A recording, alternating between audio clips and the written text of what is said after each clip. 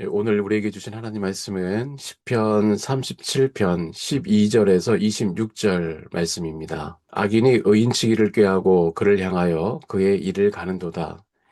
그러나 주께서 그를 비웃으시리니 그의 날이 다가옴을 보심이로다. 악인이 칼을 빼고 활을 당겨 가난하고 궁핍한 자를 엎드러뜨리며 행위가 정직한 자를 죽이고자 하나 그들의 칼은 오히려 그들의 마음을 찌르고 그들의 활은 부러지리로다. 의인의 적은 소요가 악인의 풍부함보다 낫도다. 악인의 팔은 부러지나 의인은 여호와께서 붙드시는도다. 여호와께서 온전한 자의 날을 아시나니 그들의 기업은 영원하리로다.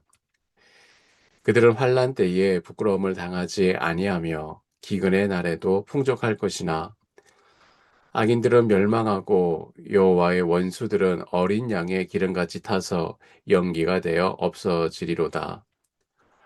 악인은 꾸고 갚지 아니하나 의인은 은혜를 베풀고 주는도다. 주의 복을 받는 자들은 땅을 차지하고 주의 저주를 받는 자들은 끊어지리로다. 여호와께서 사람의 걸음을 정하시고 그의 길을 기뻐하시나니 그는 넘어지나 아주 엎드러지지 아니함은 여호와께서 그의 손으로 붙드심이로다. 내가 어려서부터 늙기까지 의인이 버림을 당하거나 그의 자손이 걸식함을 보지 못하였도다. 그는 종일토록 은혜를 베풀고 꾸어주니 그의 자손이 복을 받는도다. 아멘. 시편 37편은 그 첫머리에 이렇게 말씀합니다. 악을 행하는 자 때문에 불평하지 말라는 말씀으로 시작합니다. 그런데 이 말씀을 읽다 보면 내 마음속에 좀 가라앉지 않습니다. 본문을 읽다 보면 이렇게 묻고 싶어져요. 왜입니까? 왜 불평하면 안 됩니까? 불평이 나도 모르게 나오는데요. 저 사람은 불의를 행하는데 저렇게 뻗어지 잘 되는 것을 보며 어떻게 마음이 안 끓습니까? 오늘 본문 12절에서 26절은 바로 그 왜에 대한 하나님의 대답입니다. 오늘 본문은 우리에게 참아라, 참아라 하고 다그치기보다 우리의 눈을 들어 하나님이 지금 무슨 일을 하고 계시는지를 보기를 원하십니다. 하나님이 무엇을 하고 계신지 알고 나면 우리는 더 이상 불평할 수가 없게 되죠. 오늘 저는 이 본문에서 우리가 악인 때문에 불평하지 말아야 할 이유를 찾아 함께 나누고자 합니다. 첫째, 하나님이 이미 결말을 보고 웃고 계시기 때문입니다. 12절과 14절은 악인이 지금 무슨 일을 벌이는지 보여줍니다. 악인이 의인치기를 꾀하고 그를 향하여 그의 일을 가는도다. 칼을 빼고 활을 당겨 가난하고 궁핍한 자를 엎드려뜨리며 행위가 정직한 자를 죽이고자 하나. 여기서 힘이 없이 당하는 쪽이 의인이고 힘을 휘두르는 쪽이 악인입니다. 이를 갈고 칼을 빼고 활을 당깁니다. 이 험한 장면을 보고 있으면 속이 새카맣게 타들어가죠. 왠지 답답합니다. 의인은 곧 쓰러질 것 같고 악인의 칼은 이제 곧 목표에 꽂힐 것 같기 때문입니다. 그런데 바로 그 순간 13절에 전혀 예상치 못한 장면이 펼쳐집니다. 그러나 주께서 그를 비웃으시려니 그의 날이 다가옴을 보심이로다. 하나님께서 웃고 계신다는 것이에요. 이것은 비웃음이라기보다 이 모든 결말을 알고 계시는 분의 여유로운 웃음입니다. 여러분 이런 경험이 있으실 것입니다. 어떤 영화는 한 번 보고 나면 결말을 다 알게 되죠. 시간이 지나 다시 그 영화를 볼 때 처음 볼 때와 전혀 다른 마음으로 보게 됩니다. 주인공이 절망에 빠지고 악인이 승리하는 것처럼 보여도 우리는 조급하지 않습니다. 마지막 장면을 이미 알고 있기 때문입니다. 조금만 더 가면 반전이 오는데 곧 진실이 드러나는데 하며 오히려 여유를 갖고 보게 됩니다. 하나님께서는 지금 세상을 바로 그런 시선으로 보고 계시는 것이에요. 하나님은 이미 마지막 장면을 보고 계십니다. 악인이 자기의 힘이 영원히 이어질 것처럼 칼을 들고 날뛰며 자신이 세상을 다 차지한 것처럼 기세등등합니다. 그러나 하나님은 이미 그의 날, 곧 악인의 마지막 날이 다가오고 있음을 보고 계십니다. 그래서 하늘에서 보시기에는 악인의 교만이 두렵기보다 끝을 모른 채 허둥대는 한 사람의 헛된 몸부림처럼 보입니다. 오늘 본문은 바로 하나님께서 이미 보고 계시는 마지막 장면을 믿으라는 것입니다. 믿음이란 결말을 아시는 하나님을 신뢰하며 오늘을 견디는 것입니다. 그리고 15절 마침내 결말이 드러납니다. 그들의 칼은 오히려 자기의 마음을 찌르고 그들의 활은 부러지리로다. 남의 심장을 겨루던 칼끝이 결국 제 심장으로 돌아옵니다. 20절에 한 번 더 못을 박는데요. 악인은 어린 양의 기름처럼 타서 연기가 되어 없어지리로다. 그렇게 무섭던 위세가 당당하던 자들이 연기 한 줄처럼 흔적 없이 사라진다는 것이에요. 옛 속담에도 남 빠뜨릴 함정을 파는 자가 제가 그 함정에 빠진다라는 말이 있습니다. 성경은 더 훨씬 분명하게 말합니다. 악인의 무기는 반드시 자기 자신에게로 돌아갑니다.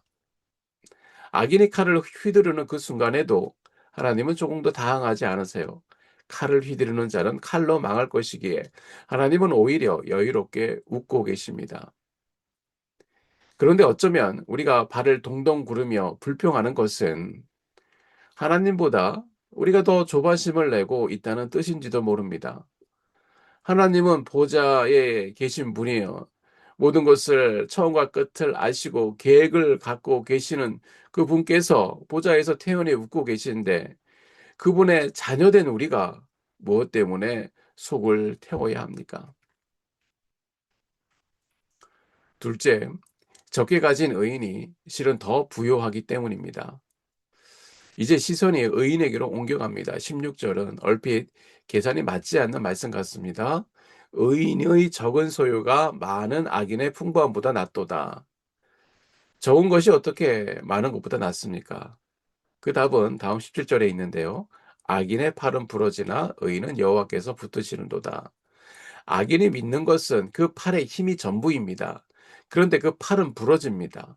반면 의인의 손에 쥔 것이 비록 적어도 그를 붙드시는 하나님이 함께 계시니 의인의 적은 소유가 더 낫다는 것입니다. 통장 잔고가 아니라 하나님의 계산이 기준이 되기 때문입니다. 18절은 이 사실을 더 깊이 밝혀주는데요. 여호와께서 온전한 자의 날을 아시나니 그들의 기업이 영원하리로다. 하나님이 의인의 하루하루를 낱낱이 아신다는 것이에요. 여기서 아신다는 것은 가까이서 함께 살아가시며 속속들이 안다는 말입니다. 그래서 다음 절 19절은 그런 사람은 환난 때에 부끄러움을 당하지 아니하며 기근의 날에도 풍족하리라고 약속합니다. 풍족하다는 뜻은 곳간이 가득해서 풍족한 것이 아니라 채우신 하나님이 늘 나의 곁에 계시기 때문에 만물의 주인이 내 옆에 계시기 때문에 풍족하다는 것입니다. 그 풍요함의 삶의 방식이 다음 절에 드러나는데요. 21절, 22절입니다. 악인은 꾸고 갚지 않으나 의인은 은혜를 베풀고 주는도다. 주의 복을 받은 자들은 땅을 차지하고 악인은 급할 때 빌려놓고 갚을 줄 모르는데 의인은 도리어 베풀고 나눕니다. 참 이상하지 않습니까? 적게 가진 의인이 오히려 베풉니다. 그것은 그가 먼저 하나님께 넘치도록 받았음을 알기 때문입니다. 받은 은혜가 흘러 넘쳐 베품이 되는 것이에요. 사도 바울은 디모데에게 이렇게 편지합니다. 자족하는 마음이 있으면 경건은 큰 유익이 되느니라. 세상은 많이 가진 사람이 부자라고 말하지만 성경은 자족하는 사람이 부자라고 말합니다. 그러니 저와 여러분의 손에 든 것이 적어 보여도 하나님이 저와 여러분을 붙들고 계신다면, 오늘 우리와 함께 하신다면, 주님께서 우리와 동행하신다면 우리는 이미 세상 누구보다 부유한 사람인 줄 믿습니다. 셋째, 하나님이 넘어지는 나를 붙들고 자손까지 지키시기 때문입니다. 23절과 24절은 이 모든 약속을 우리의 실제 걸음걸이로 옮겨 놓았습니다. 여호와께서는 사람의 걸음을 정하시고 그의 길을 기뻐하시나니 그는 넘어지나 아주 넘어지지 아니함은 여호와께서 그의 손으로 붙드심이로다. 여기서 말씀하는 것을 다시 한번 읽어보면 의인은 한 번도 넘어지지 않는다고 말하지 않습니다. 오히려 그가 넘어진다는 것은 분명히 인정합니다. 다만 아주 엎드려지지 않는다는 것이에요. 왜입니까? 여호와께서는 그 손을 붙드시기 때문입니다. 성도가 이 세상을 살면서 어떻게 한 번도 안 넘어지겠습니까? 계단을 내려가도 발을 헛디디는 것이 사람입니다. 믿음의 길에서도 우리는 넘어집니다. 베드로를 생각해 보십시오. 그는 주님을 세 번이나 모른다고 부정했습니다. 그러나 주님께서는 그를 아주 엎드려지지 않게 하셨어요. 밖에 나가 통곡하던 그를 부활하신 주님이 친히 찾아오셔서 세 번 물으시며 다시 일으켜 세우셨습니다. 넘어진 베드로를 주님의 손이 붙드신 것입니다. 우리의 넘어짐도 그와 같습니다. 넘어질 수는 있어도 붙드시는 손이 있는 한 아주 넘어지지는 않는 것입니다. 그리고 다윗은 마침내 자기 인생 전체를 걸고 증언합니다. 25절 26절입니다. 내가 어렸을 때에도 늙기까지 의인이 버림을 당하거나 그의 자손이 걸식함을 보지 못하였도다. 그는 종일토록 은혜를 베풀고 꾸어주니 그의 자손이 복을 받는도다. 이것은 백발이 되도록 인생의 온갖 풍파를 다 겪은 노인이 흔들림 없는 결론을 내리는 것이에요. 하나님을 신뢰하며 베풀고 나누며 산 사람은 끝내 버림받는 것을 다윗은 평생 한 번도 보지 못했다는 것이에요. 드디어 그 복은 자손에게까지 흘러갔습니다. 이것은 아브라함에게 주신 내 자손이 복이 되리라는 그 약속과 정확하게 포개집니다. 그러니 지금 당장 손해보는 것 같아도 초조해하지 말고 하나님을 더욱 바라보기 바랍니다. 하나님은 넘어지는 저와 여러분의 손을 지금도 붙들고 계십니다. 그러므로 그 붙드시는 손은 여러분 당대에 그치지 않고 우리 자손에게 이루어질 줄 믿습니다. 말씀을 맺습니다. 세상은 은근히 우리에게 악인의 방식을 권합니다. 더 움켜쥐고 더 밀어내고 빌린 것은 갚지 않아도 된다고 속삭입니다. 그렇게 해야 이 험한 세상에서 살아남는다고 부추깁니다. 그러나 하나님이 우리를 이 땅에 흩으신 뜻은 결코 그것이 아닙니다. 아브라함에게 주신 약속처럼 우리는 복을 받아 복으로 전하는 복의 통로가 되는 사람들로 세움받았습니다. 적은 소유로 기꺼이 베풀고 나누어 주는 공동체, 힘으로 누르지 않고 섬김으로 이 사회를 축복하는 교회. 이것이 이 땅을 향한 우리의 부르심입니다. 그리고 저는 시편 30편을 묵상하다 마지막 한 가지 기쁜 사실을 깨달았습니다. 이 시가 정말로 겨누는 표적은 내 밖의 악인이 아니라 내 안에, 내 안에서 부글부글 끓어오르는 나 자신이라는 것이에요. 하나님이 정말 원하시는 일은 저 밖에 악인이 사라지는 것보다 내 안에서 타오르는 분노와 시기가 잦아들고 그 자리에 온유함이 조용히 들어서는 것입니다. 하나님이 악인을 보시고 웃으시며 의인을 붙드시고 넘어지는 나를 일으키시는 그 모든 일은 결국 나를 거룩하게 다듬어 가시는 손길인 것입니다. 하나님은 이미 그 결말을 보고 웃고 계십니다. 저와 여러분의 적은 소유는 하나님이 함께 계시기에 이미 넉넉합니다. 그리고 넘어지는 여러분의 손을 하나님은 지금 이 순간에도 붙들고 계십니다. 그러므로 초조함을 내려놓고 오늘도 적은 것으로 베풀고 나누며 잠잠히 하나님을 신뢰하는, 그래서 섬기고 봉사하는 복된 의인의 길을 기쁘게 걸어가는 우리 모두가 되시기를 주님의 이름으로 축복합니다.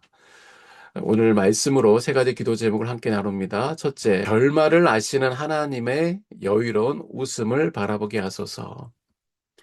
눈앞의 불의와 세상의 거친 파도에 마음을 빼앗겨 초조해하거나 분노하지 않게 하시고 이미 승리의 결말을 보시고 웃으시는 하나님의 시선에 우리의 눈을 맞추어 잠잠히 현재를 견뎌내는 믿음을 주옵소서. 적은 소요에서도 자족하며 은혜를 흘려버리는 삶을 살게 하소서.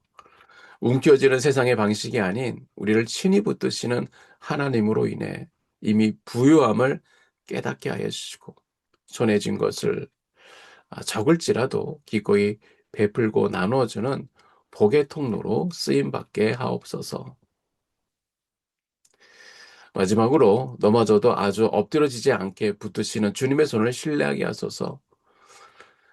삶의 약함 속에서 넘어질 때에 다시 일으키시는 하나님의 오른손을 경험하게 하시고, 그 신실하신 은혜의 약속이 나를 넘어 우리의 자녀와 다음 세대까지 이어짐을 믿고 담대히 살아가게 하옵소서.